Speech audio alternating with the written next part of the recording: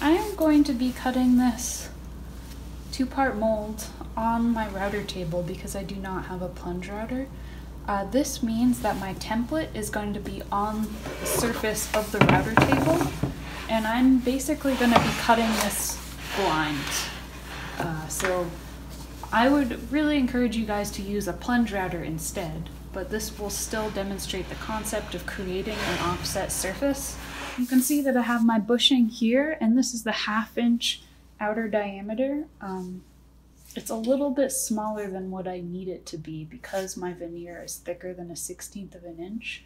So what I could do is I could actually wrap some blue tape around here to try to beef up my diameter, as long as I wrap it against the direction that I'll be pushing my piece so I don't start to unravel the tape during my cut. It doesn't look particularly pretty, but I wrapped several layers of blue tape around this bushing. I made sure to wrap it clockwise, so that way as I push my piece counterclockwise, I won't accidentally unravel this tape. And if I use my digital calipers to take the diameter, it's at 0.24, which I needed it to be at 0.22, so I'm going to call 0.02 of an inch good enough. Finally, before I set the height of my router, I'm just going to take a couple dry run passes just because I've never cut a 2-part mold from this particular orientation before. So I'm going to enter the cut, and kind of the scary thing about this cut is that because I'm making the outer diameter of my mold, if I pull away at all from my piece, I'll basically be making a bump into my outer mold.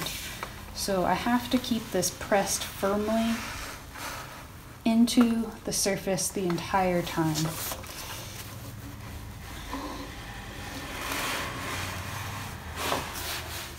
So it's a little bit awkward on the router table. It's going to be easier using a plunge router, but either way it should work pretty well. The one advantage of using the router table is I could really use all of my weight to push it into the bushing.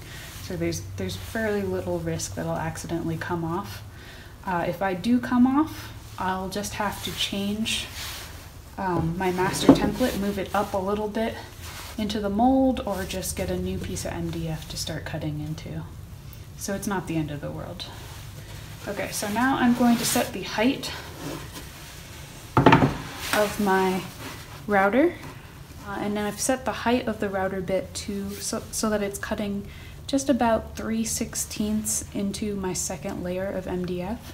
So you can imagine the thinner my initial master template is, the easier this step is.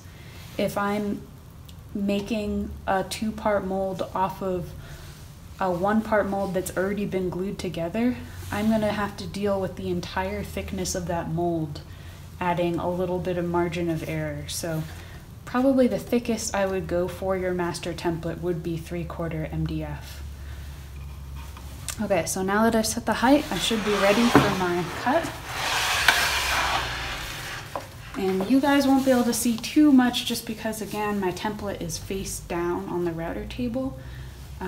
But all I'm doing is just making sure that I'm staying tangent to my master template and pushing into that reference surface as much as I can. I'm going to be pretty cautious as I enter this cut because I don't want to risk getting my piece thrown.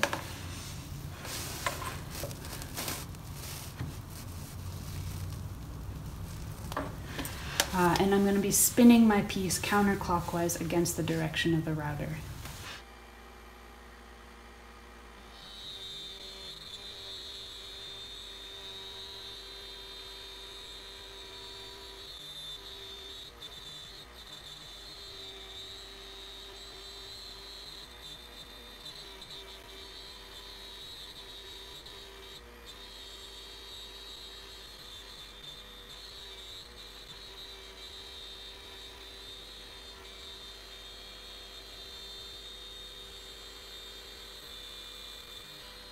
So for the final test of this fit, I'm going to take my 6 veneers that I'm planning to laminate in this 2-part mold, and I'm going to press them up against my master template and see if the outside edge of the veneer matches up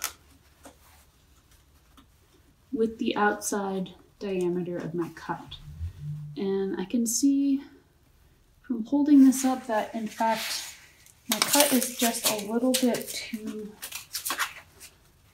small. So it could be that as I was pushing my template up against the bushing, I could have accidentally compressed that tape I wrapped around the bushing and slightly altered those dimensions. So I'm going to have to take another pass at this. Fortunately, it's too small, so it's a lot easier to adjust than when it's too big. But if something is too big, you could put a layer of cork or an additional layer of veneer into your two-part mold. Neither needs to glue up to your final lamination. It just adds a little bit of extra thickness.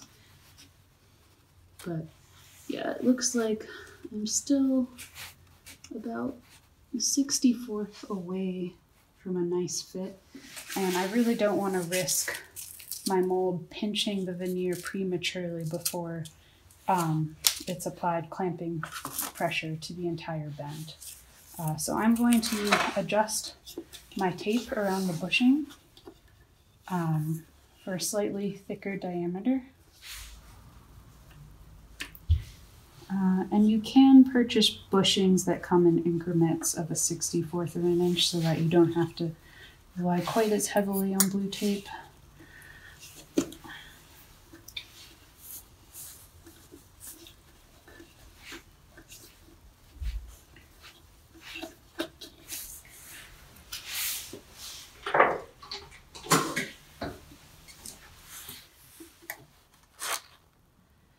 And it does look like the tape compressed originally because I'm still pretty close to the diameter I'm shooting for.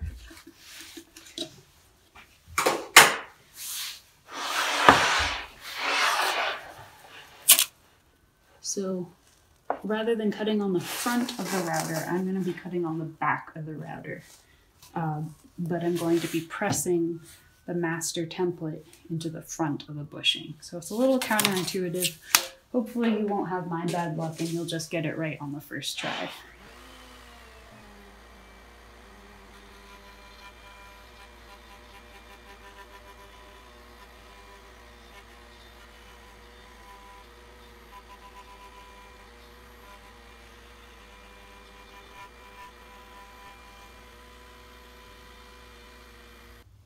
So that time I hit my thickness perfectly. The outside layer of the veneer drops just into my new cut, the outside diameter of my new cut. So now I'm going to go rough this out on the bandsaw. A lot of times you'll feel extremely happy that you just nailed the thickness of your veneer perfectly and you'll accidentally cut on the wrong side of your mold. So remember, this is my keeper part of the mold, this outside ring, the female half, the negative part, and then I'm going to be discarding the positive or male part.